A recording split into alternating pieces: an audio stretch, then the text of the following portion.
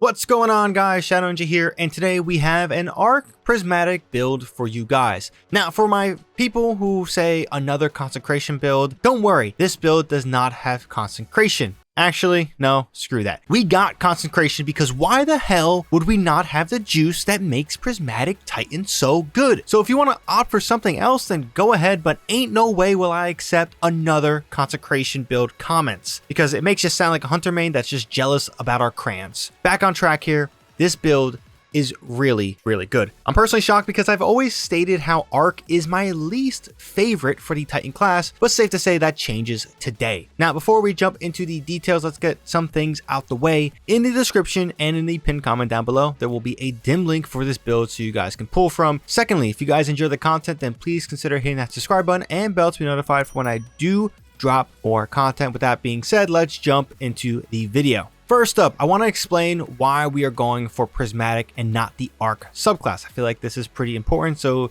you get an understanding of what the value here is. Ever since Arc 3.0, I feel that out of all the subclasses to see this little rework, at least for the Titans, this subclass is arguably the worst among them. I'm not saying it's not useful, just saying that I would love to see Bungie do something like they did with Stasis recently with Frost Armor to enhance Arc as a subclass itself. Prismatic at the moment just feels the best for a Arc-centric build, but again, that's just my opinion. You may feel differently. In the case of Prismatic and why I feel like it's the best, we can utilize the nice parts of Arc like Ionic Traces and Jolts, at the same time use a much more effective melee with Frenzy Blade Consecrations combo and other aspects. And the most important fact of this build, kind of why I'm leaning towards this build and showing you this build and talking about it, is that we're using the best super DPS build for Titans. Yes, I know Glacial Quake is technically better, but that is only if you are facing a boss that kind of allows that. 90% of the time, I think Thunder Crash will always be the best option and the most consistent option, but again, that's my personal opinion. Also, Amplified, the verb for the weakest subclass in my opinion, is going to be used here. I do think it's less viable than like something like a Void Overshield, Frost Armor, Woven Mail, Restoration, all the other verbs you get from choosing a certain subclass for Prismatic. But while I do think it's the less viable one there,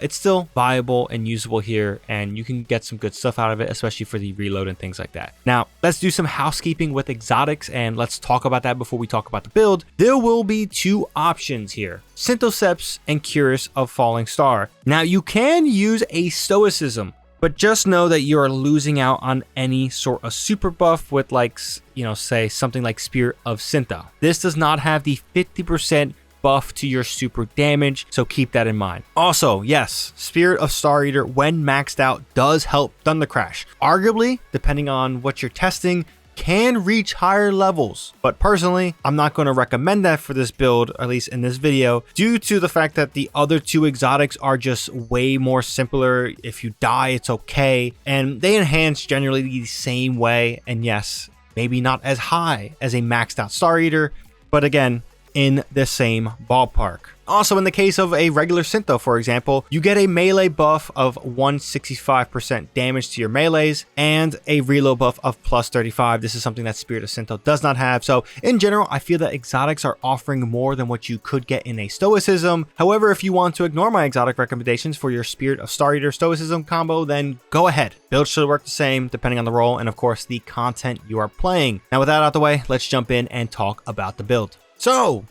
here we are. Here is the drip with this build. Honestly, I really love this new dungeons look. Specifically, right now I have the chest piece, really all I can afford to transmog at the moment. But in general, this is going to be the setup. Now, caveat again, as of right now, we have Synthoceps on. We'll showcase the testing of why I lean towards Synthoceps, but in the gameplay you have seen, I did have Curious of the Falling Star on. This is also an incredible super that works just as good, maybe even better, and when it comes to potentially getting double the Thunder Crashes off in a DPS phase, this is also incredibly powerful. But in most content, going to be leaning towards Synthoceps. We'll talk about that in the testing. So first up, let's go into the subclass and talk about what we got here. Frenzy Blade, just so we have 3 consecrations, which you see the aspect. Right now we have Pulse Grenade due to a fragment. However, if you're by yourself trying to solo some stuff and you need a stasis debuff, Glacial Grenade is going to be your go-to here. But as of right now, Arc Grenade. With the team I was playing with, someone else had Glacial Grenade, was debuffing and things like that. So again, our Pulse Grenade, Glacial Grenade, either or, it doesn't really matter. Aspects, Consecration, we already mentioned this. This is one of the main reasons you want to play as a Prismatic Titan. Really good. And then with Diamond Lance, this is incredible. Pairs really, really good with a lot of stuff. And again, they just made it a lot better. So this is one of my favorite aspects right now. Hard to shake off. If you want to change things up and put Unbreakable here, be my guest. This is a really, really good aspect now. There is some more to be desired. But again, if you're looking for some survivability, you're not using Grenade too much, Unbreakable is a good secondary aspect option if you guys don't want to run Diamond Lance. Fragments, really important here. We are using Facet of Solitude. Landing rapid precision hits, emits a severing blast from the target, while Transcendent, the severing blast, is bigger. Really, really good. Sever is a underappreciated debuff. Again, just allowing for more survivability here with what we're working with. Again, Arc is missing some of that survivability. Next to that, we have Facet of Purpose. Pick and Overpower grants either Amplified, Restoration, Frost Armor, Woven Mail, Overshield based on the damage type of your super. And in this case, this is going to be really, really good for our Curious of Falling Star exotic if we do pick that up. Facet of Balance. Rapidly defeating targets with light damage grants melee energy. Rapidly defeating targets with darkness damage grants grenade energy. Fills in that kind of melee base aspect of just Prismatic being so damn good with Consecration, Frenzy Blade, and just slamming things. Synthoceps enhances that. Unfortunately, we won't get any enhancement with Falling Curing Star here, but again, you guys see it does have its benefits there. Facet of Dominance. Your Void Grenades weaken the targets, and your Arc Grenades jolt the targets. So for whatever reason, maybe you want to have a direct weaken. You can also put a Suppression Grenade, but as of right now, we're using Facet of Dominance for that Arc Grenade jolt, which is very nice. Since we have Consecration, Facet of Ruin increases the size and damage of the burst when you shatter a stasis crystal or frozen target. Again, pairs with our Diamond Lance, and then increases this area effect of solar ignitions with our Consecration. Really good there. And then for some anti-barrier stuff, Facet of Dawn, we get to go Radiant.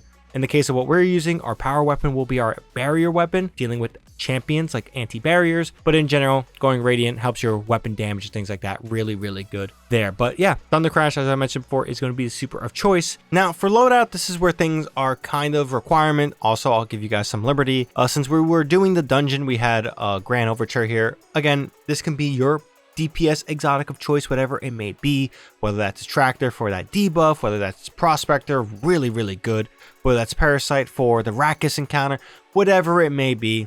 This is your go-to power boss DPS exotic. Thunder Crash, also, if you guys are doing just Vanguard Ops, we'll shred shit, but again, different conversation there. Our primary weapon is going to be the Ikelos SMG. This is Arc, gives us some synergy with some Arc stuff. Volt Shot, really good. I really do like it, but if for whatever reason you want to go for a energy weapon like Gravic Arrest and then switch your kinetic slot for a stasis weapon like Fair Judgment, be my guest, whatever gets you to Prismatic or Transcendent as fast as possible. The only main reason I kind of lean towards at least a Lost Signal here is that this is really, really good with our Seasonal Artifact when it comes to Breach and Clear. This debuffs, it pulls, it lingers, it has auto loading, and in this case I have Wellspring, so really good there.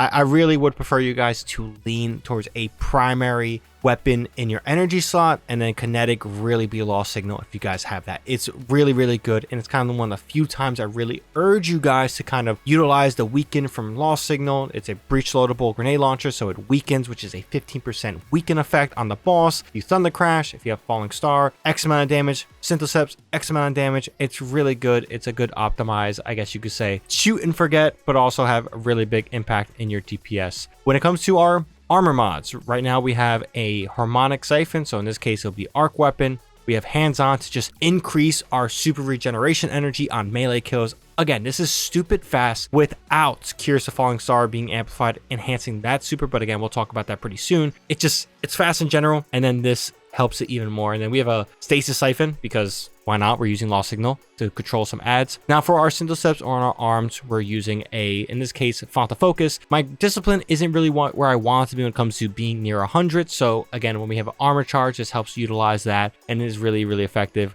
We have Heavy-Handed, Power Melee Follow Bows creates an overpower, and then Impact Induction, causing damage to your power melee reduces your grenade cooldown. Really good there. Again, all three, or at least 2 melee stuff, really good to maintain there. Our chest piece, we have Conductive Dampener, Arc Reserves for our, I guess, boss DPS. Specifically, I believe it is a Harmonic Reserve, but again, you should have room for other stuff based on what we have here. Sniper Damage Resistance is really nice, especially in some content that gives some reduction to, I guess you could say, long range attacks. Our legs, Invigoration, Innervation in an Arc Weapon Surge, and then for our mark we have Time Dilation, Extended Charge, Font of Restoration because my recovery isn't really where I want it to be, and Special Finisher just to make sure we have Lost Signal shots all the damn time. Now let's talk about Falling Star real quick. I sometimes forget what it looks like. Melee Final Blows while amplified grant you super energy. If you guys are picking Cures of Falling Star, Consecration Transcendent is going to be your best friend to literally potentially spam Thunder Crashes. This is one of the best boss DPS supers in the game. When it came to the Corrupted Puppet encounter, traditionally I was getting 2 Thunder Crashes per phase. That is insane for just any encounter of being able to dump 2 Thunder Crashes. So depending on what you're doing, depending on what the goal is, you're going to want to swap Cures of the Falling Star or Synthoceps. Case for what you're looking at drip wise, you're seeing in this video, you're going to see Synthoceps in my, I guess you could say, thumbnail. You might see Cures of Falling Star there. Again, either exotic is perfectly fine, and I'll lead into the testing of why I say that. But yeah, that is the overall armor mods, the loadout, and subclass. Before we go anywhere, let's talk about this artifact. So I will admit, column 5 is a little bit on the weaker side, but Conductive Cosmic Crystal, your arc abilities, void abilities, and weapons with Dark Ether Reaper origin trait do bonus damage to targets affected by stasis debuff. And then if you boost it, yada, yada, yada. This is really, really good, but it leaves some stuff to be desired. Brain Freeze works great with Diamond Lance. You're pretty much using this on command, depending on what you're doing. The slow can help you overloads, but with kind of the artifact, I don't really think it's too much great in that regard. But again, a subtle, nice little thing there. Concussive Reload is going to be the main one you want because of Lost Signal. Same thing with Rapid Impacts. God forbid you have to reload. Since we're also using arc weapons here, we have Trace Evidence, Rapid Precision Hits, or Rapid Final Blows on targets affected by Jolt or Blind will create Ionic Traces. We have our Jolt going on when it comes to our Arc Grenade. This is nice. This helps. And then if you want to boost this, picking up an Ionic Trace grants Armor Charges, which is nice. And then Retinal, Burn, Rapid Arc Weapon Precision Hits, consume an Armor Charges to blind the target. So again, there's synergy here. Really good, underappreciated in my opinion. But those are kind of the main ones besides champion mods. Again, there isn't really much here that really feeds into Arc besides these 2, and then these 2 for Lost Signal to weaken and things like that. But those are the main ones you want artifact. Besides that, I'll let you mess around. Maybe you get some Devour stuff going on if you guys using Suppression Grenade and things like that. But yeah, that's pretty much the build. Let's jump out and talk about, I guess you could say, Synthoceps versus Cures of the Falling Star. So in order to show you the testing, we went into Grasped and we decided to do a few things. Now there are 3 different numbers I wanted to collect. The base number of Thunder Crash with Synthoceps, and then Thunder Crash with Cures of the Falling Star. The main reason I want to show these numbers and put them out there is Synthoceps and Falling Stars both enhance the base damage of Thunder Crash, and this base damage from what I got was around 534,000. Now this is not a cheap number, but this does get enhanced. Now with Synthoceps, this number climbs to around 782,000. Now with Cures of Falling Star, it's around 813,000. So the differences there is around 30,000. I do say that could be a considerable amount of difference, but like I said with Synthoceps versus Falling Star, each exotic offer their own reason to use it. So in the case of the Vesper's Host dungeon and potentially getting off 2 Thunder Crashes on the corrupted boss, Falling Star was going to be my preferred choice. It was maximizing damage, maximum one-shot damage while I just try to survive the chaos that it is, and then using my consecrations to destroy the duplicates that were enhancing my super regen and potentially getting another Thunder Crash off. So in that case, it is really, really good. However, if I'm doing something with champions ad clear and there is no boss in play, using something like Synthoceps where there's a lot of ads really enhances my reload, enhances my super damage and my consecration damage. That would be the preferred place I would use Synthoceps. So again, these numbers you're now seeing here on screen again is kind of the difference between the Thunder Crash damage But again, understanding why you might use Synthoceps in an encounter versus Falling Star is important, and I hope these numbers kind of clarify that there is a difference, but the difference isn't crazy. Each exotic just offers their own different buffs, so you guys determine what you want when it comes to exotic of choice. But with that being said, that's pretty much all I gotta say on this one. Hope this video was informative. Arc Thunder Crash is a really good DPS for Titans right now. Once again, there were some changes, some nerfs, well, these corrections with Falling Star, and they didn't want to make it essential. And I do think using Synthoceps versus Falling Star, there is a difference, but 30,000 I don't think is a drastic enough difference to kind of make Synthoceps not viable for Thunder Crash. Again, just depends on the encounter. But curious to hear your guys' thoughts on this build. What are some things you might do to your own version of this, or maybe some changes you would make? Curious to hear you guys have to say on that one. If you guys enjoyed, found this video informative, be sure to drop this video a like, helps with the video a ton. And of course, for more content from me, be sure to hit that subscribe button and bell to be notified when I do drop more content. But with all that out the way, that's pretty much all I gotta say on this one. Hope you guys have a good one. ShadowNinja here, and I'm out.